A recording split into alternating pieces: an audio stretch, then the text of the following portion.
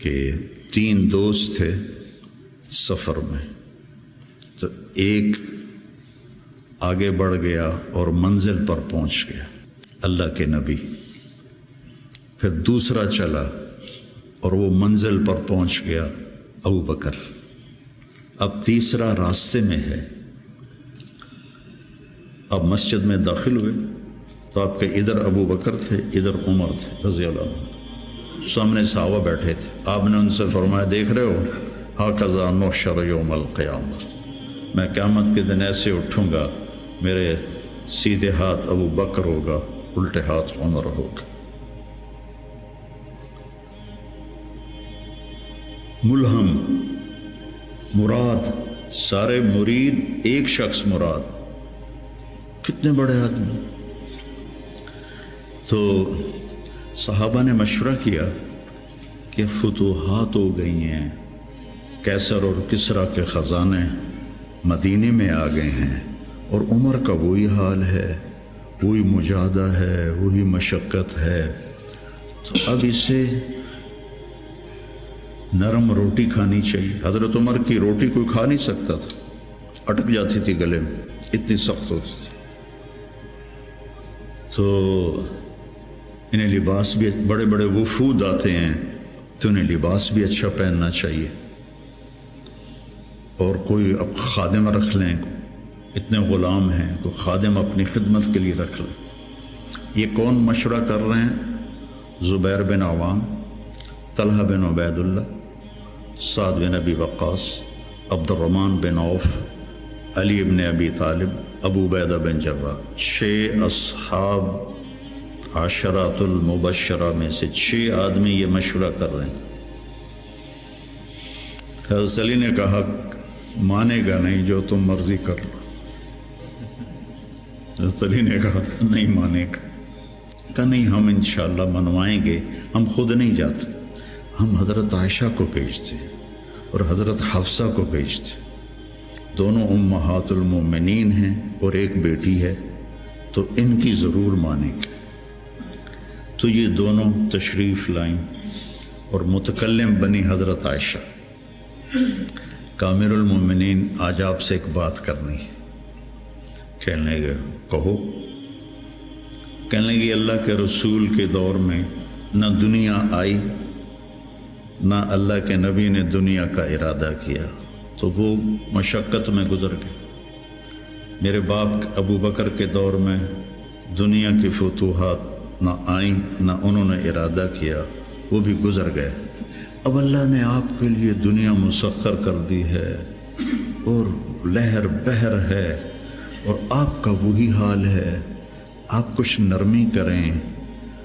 وہ جو پچھلی باتیں انہوں نے کہیں، غلام رکھیں، اچھے کپڑے پہنیں، بڑے بڑے وفد آتے ہیں، نرم کھانا کھائیں، نرم بستر استعمال کریں۔ اور عمر کا رنگ بدلنا شروع ہو گیا۔ تو حضرت حفصہ دیکھ رہی تھے، بے ابا گیا چھت نال، تو جب حضرت عائشہ خاموش ہوئی تو کہنے لگے، یہ بتاؤ تمہیں یہ کس نے بھیجا ہے؟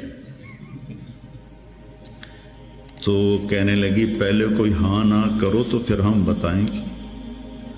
کہنے لگے، اگر مجھے پتہ چل جائے نا کہ تمہیں کس نے بھیجا تو میں مار مار مار کے ان کے چہرے لہو لہان کر دوں۔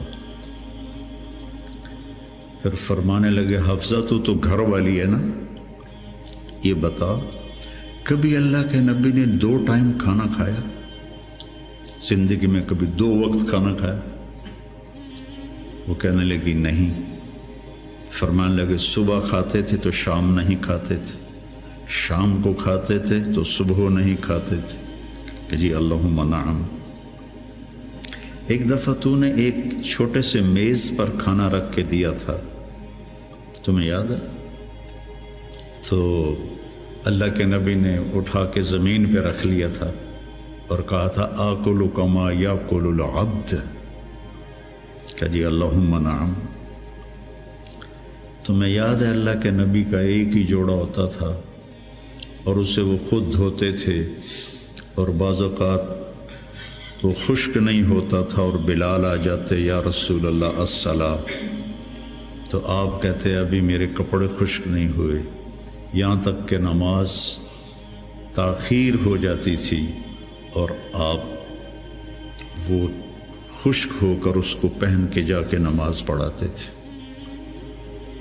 اور یہ بھی تمہیں یاد ہو، وہ کہنے لگی اللہم نعم، کہ یہ بھی تمہیں یاد ہوگا کہ ایک دن وہ جوڑا بھی نہیں تھا تو آپ نے پڑوسن سے چادر مانگی تھی جس کو لپیٹ کر جا کے نماز پڑھائی تھی، یاد ہے؟ کہنے لگی اللہم نعم۔ کہا نبی کا بستر کیسا تھا تیرے گھر میں؟ کہا ایک ٹاٹ تھا، اس کو میں دوہرا کر کے بچھا دیتی تھی رات کو۔ تو حضرت عمر کہنے لگے ایک رات تو نے اس کی 4 تہیں لگا دی، تو صبح اللہ کے نبی نے کہا حفصہ میرا بستر تبدیل کر دیا ہے؟ کہ نہیں یا رسول اللہ وہی ہے، بس 2 کی 4 تہ لگا دی۔ کہا اس کو دوبارہ ویسے ہی کر دے، مجھے رات کو اٹھنے میں مشکل پیش آئی اس کی نرمی کی وجہ سے، یاد ہے؟ کہنے لگی اللہم نعم۔ تو فرمایا اللہ کے نبی نے کبھی 2 سالن کٹھے کھائے؟ اللہ کے نبی نے کبھی 2 سالن کٹھے کھائے؟ کہنے لگی نہیں، کوئی نہیں کھائے۔ تو حضرت عمر رونے لگے، فرمایا کہ جنہوں نے تمہیں بھیجا ہے نا انہیں جا کر کہو کہ 3 دوست تھے سفر میں، تو ایک آگے بڑھ گیا اور منزل پر پہنچ گیا اللہ کے نبی، پھر دوسرا چلا اور وہ منزل پر پہنچ گیا ابو بکر، اب تیسرا راستے میں ہے، ان کے راستے پر رہے گا تو پہنچے گا ورنہ بھٹک جائے گا۔ والذی نفسی بیدہ، اس رب کی قسم جس کے قبضے میں میری جان ہے، میں اپنے آپ کو اسی حال پہ رکھوں گا حتی تلحق روحی باللہ، یہاں تک کہ میں اپنے رب کے ساتھ جا کے مل جاؤں۔ جن کو اپنی ذات کی طرف نبی کی محنت متوجہ کرتی، تحریکیں اوروں کی طرف متوجہ کرتی، اور انبیاء کی محنت یا قوم اعبدوا اللہ ما لکم من الہ غیر، یا قوم انی لکم نذیر مبین ان اعبدوا اللہ واتقوہ واطیعون انی لکم نذیر مبین انی لکم ناصح امین۔ اور جب خنجر لگ گیا اور پتہ چل گیا کہ بچنا ممکن نہیں ہے، تو اپنے بیٹے کو بلایا عبداللہ بن عمر، فرمانے لگے جاؤ عائشہ کے پاس اور ان سے کہو کہ عمر اپنے ساتھیوں کے ساتھ دفن کی اجازت چاہتا ہے، اور امیر المومنین نہ کہنا، عمر کہنا، چونکہ اب میں امیر المومنین نہیں ہوں۔ اگر وہ اجازت دیں دیں تو مجھے وہاں دفن کر دینا، ورنہ مجھے عام قبرستان میں لے جانا۔ عبداللہ بن عمر رضی اللہ تعالیٰ عنہ تشریف لے گئے تو عائشہ رضی اللہ عنہ بیٹھی رو رہی تھی، تو انہوں نے عرض کی اماں جان میرا باپ عمر بن خطاب اپنے ساتھیوں کا قرب چاہتا ہے۔ تو حضرت عائشہ رضی اللہ عنہ نے روتے ہوئے کہا یہ جگہ تو میں نے اپنے لیے رکھی تھی، لیکن اگر عمر طلبگار ہے تو مرحبا بعمر۔ واپس آئے، کہا ابا جان ابشر قد اذنت، اجازت ہو گئی۔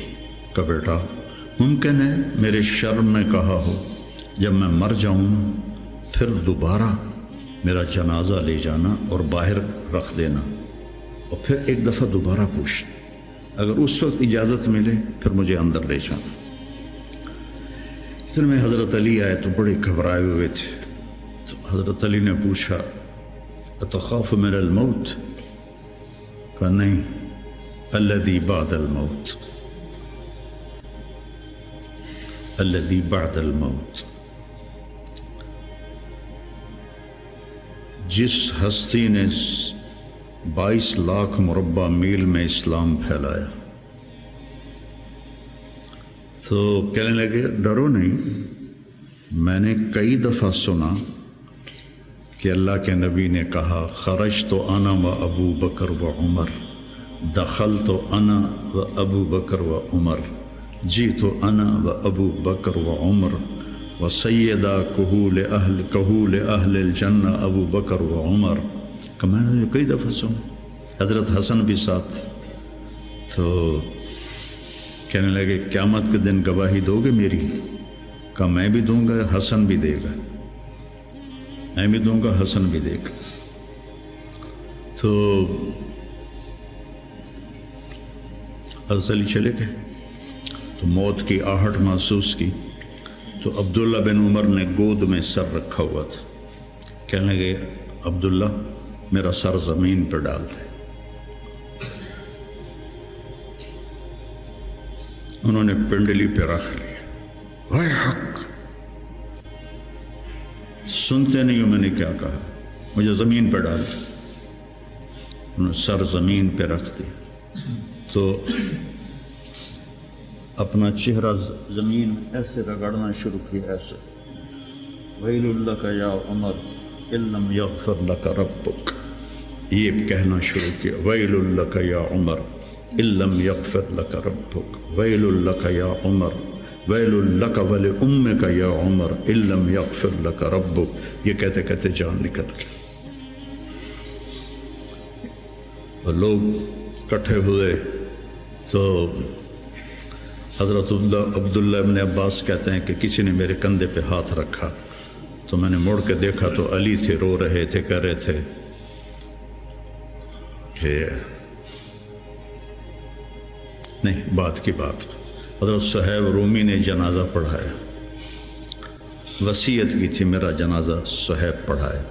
ان 6 کو تو ڈال دیا تھا نا شورا میں، تو صہیب نے جنازہ پڑھایا، جنازہ اٹھایا گیا اور آ کر حضرت عائشہ کے دروازے پر رکھا گیا، اور عبداللہ بن عمر آگے بڑھے کہ اماں جان میرا باپ حاضر ہے، اندر آنے کی اجازت چاہتے۔ تو عائشہ رضی اللہ عنہا نے اپنی چادر اٹھائی اور اپنے آپ کو ڈھانپا اور باہر نکل گئی، مرحبا بعمر۔ تو جب آپ کی تدفین ہو رہی تھی تو عبداللہ بن عباس نے کہا کہ میرے کندھے پر کسی نے ہاتھ مارا، تو میں نے دیکھا تو علی رضی اللہ عنہ رو رہے تھے، کہہ رہے تھے عمر مجھے پتا تھا تیرے سوا یہاں اور کوئی نہیں آ سکتا، تیرے سوا یہاں اور کوئی نہیں آ سکتا، مجھے پتا تھا تو یہیں آئے گا۔ علم کا یہ منتہا ہے، اس کو اگر ہم اپنی آپ ذات کو بیچ میں سے نکال دیں گے تو ہم گرنا شروع ہو جائیں گے۔ تجھے کیوں فکر ہے اے گل دلے صد چاک بلبل، تو اپنے پیرہن کے چاک تو پہلے رفو کر لے۔